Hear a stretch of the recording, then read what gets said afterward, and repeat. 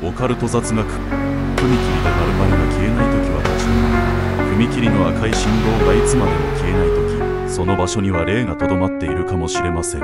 踏切の赤信号は安全を示す一方、長時間点灯している場合、過去に事故や悲劇があった霊的なスポットである可能性があります。霊がその場に止まり、信号の異常を引き起こすことがあるのです。実際に長時間赤信号が続く踏切で事故の霊が現れたという話が多く、そこで立ち止まると体調不良や不運に見舞われるケースも報告されています。赤信号が異常に長く続く踏切では無理には足らず、速やかに立ち去ることが重要です。あなたは踏切で不思議な体験をしたことがありますか？コメントで教えてください。